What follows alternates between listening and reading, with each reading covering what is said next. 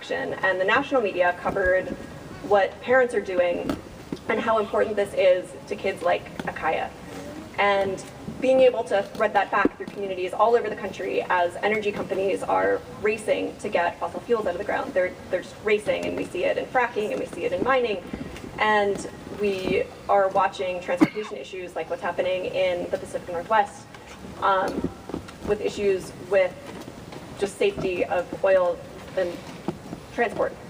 And what Climate Parents is going to do is really create a platform for kids like Akaya and for parents and families like Akaya and her dad, Caleb, to take action on these issues. And what was said earlier about providing a moment of hope is just so, it just really struck a chord with me, because you can talk about the doom and gloom of climate change, but when you have a 9-year-old who stands with their grandparent, there's just inherently hope in that vision and that message. So that's why I'm here, and I'm really excited to work with y'all. Thanks.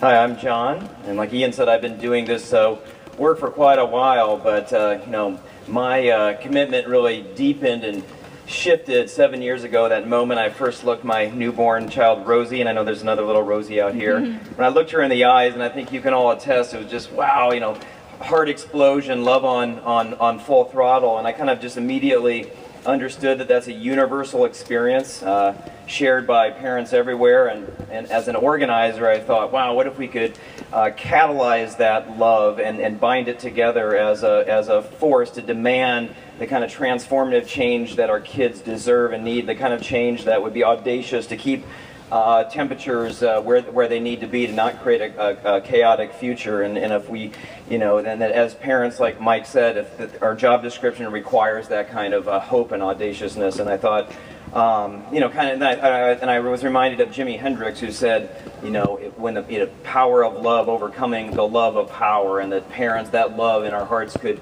be that kind of power of love that could turn the situation around and bring that kind of deep change. And so motivated by that idea, in this case, the power of the fossil fuel corporations, right? So the power of love to overcome that. So motivated by that idea, I started a parent-led group called Small World, like Ian mentioned. And then this spring, I brought Rosie down to a Raffi concert in Berkeley. The Climate Parents was co-sponsoring. And I heard Lisa speak on the stage, and I ran up to her afterwards, and I said, "Oh wow, that's amazing. I've been motivated by a similar idea and a vision, and how can I help?" And one thing I really liked about Climate Parents when I first heard about it was they were involving fathers in the organizing strategy. You know, there's lots of great groups, right? Moms Rising, Moms Clean Air Force, Moms Out Front. And as I've joked with Lisa, it seems like with the other half of the parent equation is often more like, you know, dads out back. So it's like, oh, we got to step up, you know, we got to join forces. And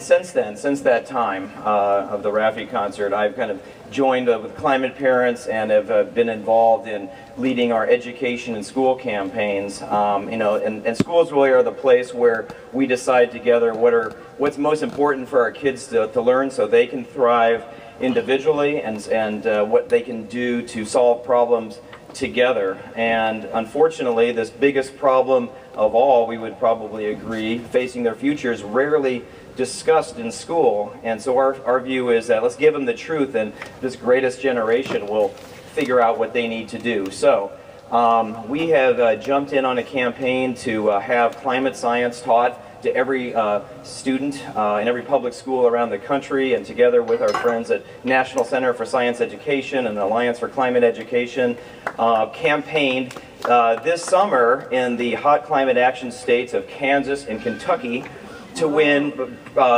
strong support for climate science from the boards of education in those two states. So, and that's part of the next generation science standards that include climate science for the first time. And California just adopted these a couple of weeks ago, so that's something we can look forward to implementing, and we'll be working on that across the country as well, and Nevada's coming up next month, and so forth. And as Lisa mentioned, also working to mobilize parents in bringing energy efficiency and renewable energy projects to school. So while kids are learning about the daunting truth of climate change, they can also be part of implementing the solution. So I just say, just in closing, I'm going to side with Mike on the hopeful vision that working together with the love of parents and grandparents and aunts and uncles, that we can work together to do what we need to turn the tide on climate change, to create a world that is truly worthy of our children. And thank you all for being here and supporting us.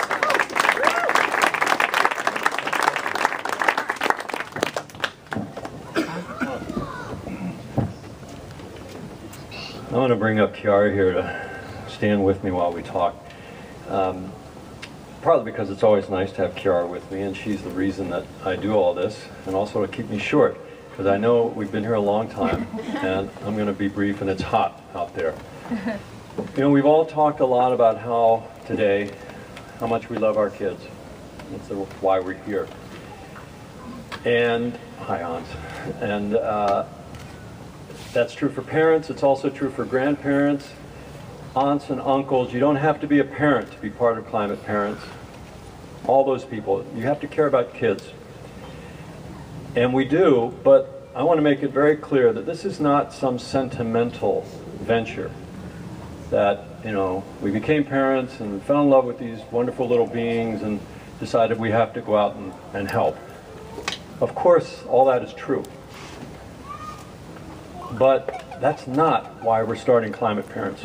We're starting Climate Parents because we think it is a politically shrewd, savvy thing to do. Okay, let's be clear about that. We think this can be a game changer. As Lisa mentioned, I think the figure is 160 million parents in this society. We think this is a game changer if we do it right. When I wrote Hot, it was about how this person here can live through what has to happen for Kiara and the rest of her generation to have the kind of future that Mike is talking about, which is entirely within our reach. There's a guy sitting right over there on the left who's one of the reasons why, Danny Kennedy. Raise your hand there, Danny. One of the people who's pushing solar through this country and the world. There is no doubt that we can have that future that Mike is talking about. And yet, it's going to take a lot more involvement. So when I finished Hot, probably the single biggest political question in my mind is, given what is going on with climate change, why is it that parents are not up in arms about this? Why is that? That is what this organization aims to change. That's what we need your help with, what we need your involvement with, because we think it can be a game changer in American politics. And my own feeling about this, and Lisa's talked about how we're going to do it, and we want your ideas, but I think maybe the single and most important thing to do is to start talking about it as parents. And later, finding age-appropriate, I love G-rated ways of the phrase G-rated ways of talking about it with our kids. But we need to talk about it among ourselves, because right now we're not. And there's sometimes good reasons for that. But I am convinced that once parents break this silence and begin to talk about it among themselves, there is no way you can then not go ahead and do something.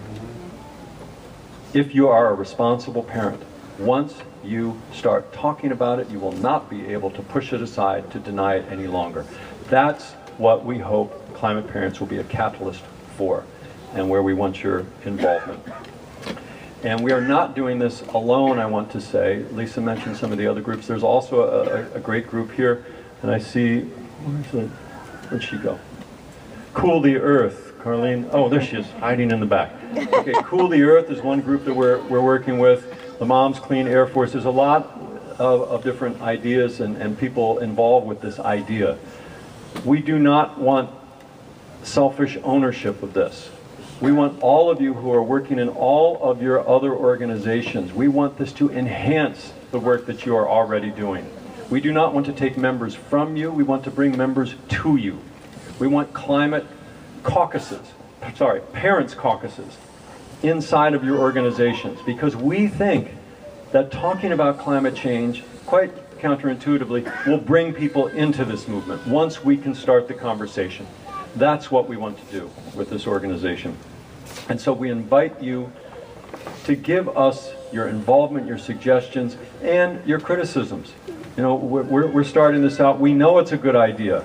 And I know this as a journalist. I've already, in the last 48 hours, there are reporters from NPR, San Francisco Magazine, Alternate, and a couple of others who've heard just the term climate parents, and they want to do a story. It's a very obviously intuitive idea. So one of the main things you can do, aside from getting involved directly and trying to help us raise the money that's going to be needed to make this happen, one of the main things you can do is to talk to other people about it. Be an ambassador for climate parents. And we are going to try and help. I know it's sometimes awkward. I feel this at my school in talking to parents about climate change. But we're going to help you have those conversations, because all of us desperately need to have that conversation going forward. And one final thing. My old pal Bill McKibben, who wanted to be here with us today and couldn't. I'm reviewing Bill's new book this week for the Daily Beast, and I recommend all of you to read it. It's called Oil and Honey. It's sort of the back scene story of organizing the anti-Keystone fight. It's great stuff. And Bill said something the other day that I'd just like to close with. He said, you know, we're now at a point where 75% of the American public knows that climate change is a problem and wants something done about it. 25% do not believe that. But at this point, our task is not to keep worrying about convincing the 25%. Our task is to take that 75% who understand it and want something to happen and get them engaged in making it happen. That's impossible to do, I would submit, without parents. We are the majority in this country. We are a big part of that 75%. And that's what we aim to be doing with Climate Parents, is to energize and mobilize that quiet majority. So we invite all of you to come and help us with that. Please join us in doing that. And thank you so much, so very much, for being here today and for everything you're going to do starting tomorrow. Thanks again.